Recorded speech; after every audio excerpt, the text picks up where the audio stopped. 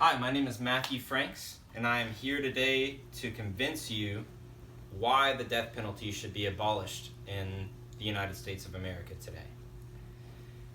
And I have 3 simple points to give you, and hopefully that will convince you why we should.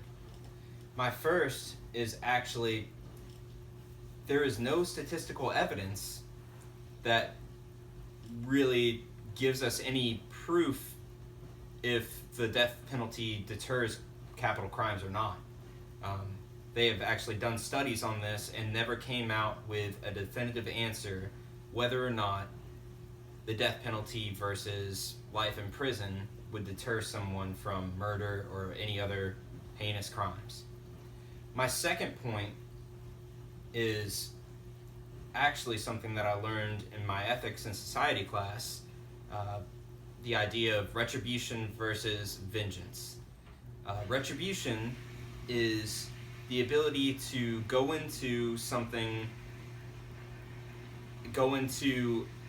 a case and see if someone is right or wrong, or what they deserve in any given circumstance without any emotion into that. Like, we just follow the rules, we go straight for it, we understand exactly what this person did, and we make an assumption based off of what this person did. Vengeance is similar to retribution, but it entails using our emotions to dictate what we do. And I firmly believe, and I feel like a lot of people would, that you can't go into a murder investigation without using your emotions to dictate your end result. And that is my idea of unjust verdict. My third point would be the wrongfully accused in America, worldwide, really. Did you know that 1.6%, 144 people worldwide, that's 1.6% of the population on death row since 1976, have been exonerated and completely were passed, and they were not sentenced to death anymore. They were able to go home. And out of that, think about 144 people, and that's 1.6%. How big that population is that's on death row and that's being punished to the highest extent of the law.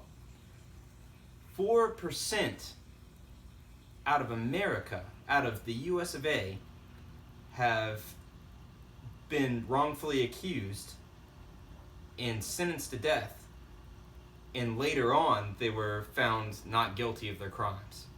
Just that percentage alone, I can't find the death penalty a rightful way of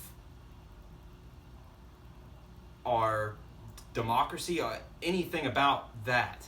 I feel wrong about it, and I think that any kind American would feel the same way.